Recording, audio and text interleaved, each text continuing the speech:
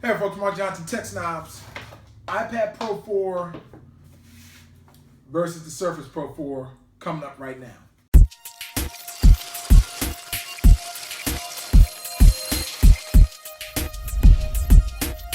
First things about these devices off the jump, they're both the Pro versions of the tablets that Apple and Microsoft offer. So first thing, we'll look at the iPad Pro. Very thin device.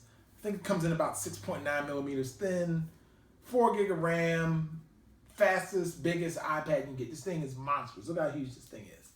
Very big iPad. Unfortunately, I'm gonna say this in the beginning of this review. I don't have the Apple Pencil nor the Smart Keyboard, so I can't really give you my full impression of it, but I'll kind of work with what I got. So with the Surface Pro 4, though, I do have the type cover, and it does come with the stylus in the box. And very nice design on this one as well. It's pretty thin. This one does on it, though, however, have a USB port. It has a display port. And it also has a micro SD slot underneath the kickstand at the bottom. So it's got a kickstand. It's got a lot of cool features on it. So very nice tablet. So looking at the software, now this is really where these devices really, change. So with the iPad, of course, you have iOS 9.1, just like the iPhone and just like the iPad before. So if you like this design, with the icons, very app-based, you like tablet apps, the iPad Pro, it definitely wins out there because that's primarily what it is. It does have some new Adobe stuff that you can use the pencil with, and they're really kind of marketing this towards creative folks. So I do like the size of it. I think for most folks, it's depending on what you're going to use it for, you definitely need to use the Smart Keyboard. Now I do have a smart cover here, and this works just like the other smart covers, and you can still prop it up, which works out pretty nicely. Now with the Surface Pro 4, this is like a desktop class replacement type device. So if you want a real computer to do all your heavy work and all kinds of type, just anything, you can do it on the Surface Pro 4. It has a nice keyboard, it has magnets, and then you also have the kickstand as well, and you can kind of go to any angle. So check that out. Pretty nice. You can literally go all the way down to any direction you want. Very nice device. I really like what Microsoft has done with the Surface Pro.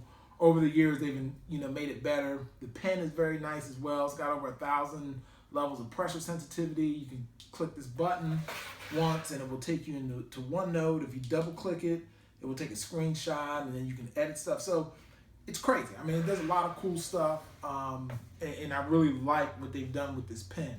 Once I get the pencil, I'll come back with the iPad Pro, but right now, unfortunately, it's saying 4 to 5 weeks for Apple to get that. One thing I think is a key for some folks. So the iPad, if you get the top of the line version, you see this little white strip at the top, it's $1079, and you will get LTE in there, and it's unlocked. They don't offer an LTE model for the Surface yet, so hopefully they will. They do on the Surface 3, which is considerably smaller, but for the most part, you're obviously gonna have to hotspot and so forth until they come out with that option. So honestly, looking at both of these devices, I can see why one would choose, this iPad over the Surface and Surface over the iPad, but it really comes down to this, is how you use the computer.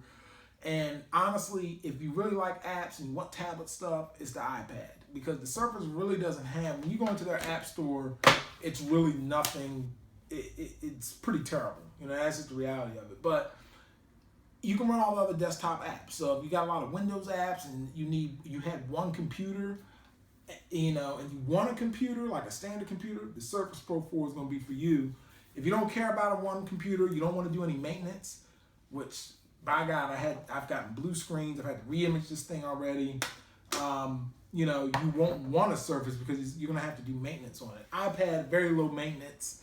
It's, like I said, it's a tablet operating system. It's just like the iPhone. So right now, there's really nothing outside of this screen size that really and the speed, of course. I mean, it's much faster. It's got multitasking. It's got all this crazy stuff. But you can get that on the iPad Air too.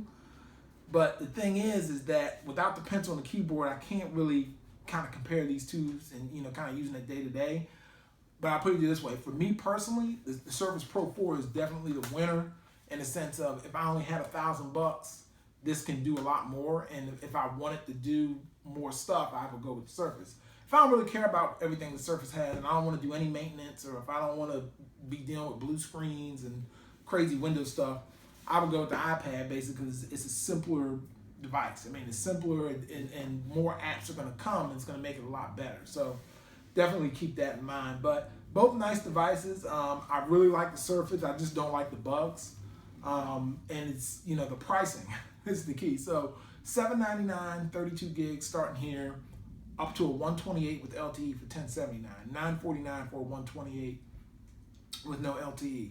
Surface starts at about $900, and that's with the Core M, and then it goes all the way up to, you can pay $2,200 if you get like terabyte drive and all kinds. I think it's $26.99, I believe, with the terabyte drive, 16 gig of RAM, and an i7 CPU. This one's an i5, and it has 16 gig of RAM. It was $14.99. And then this keyboard was $129. Keyboard on the iPad Pro was $169, and the pencil's $99. So when you kind of add them all up, they're really close in price when you looking at the baseline models of the Surface. But the Surface will get a lot more expensive once you go up. I mean, you go up the ladder there. So I like them. Personally, I think, like I said, if I have one computer, if I only can have one, yeah, I go with the Surface. But if I have other computers, I have other laptops, and I really don't need another, laptop / hybrid / tablet, whatever you want to call it, I probably would then go with the iPad in the sense where if I just want to watch movies, if I want to do some drawing and so forth, things like that, I can just use the iPad. So thanks for watching, folks. Be sure to check out the site, techsnobs.com/blog for more coverage. Take care.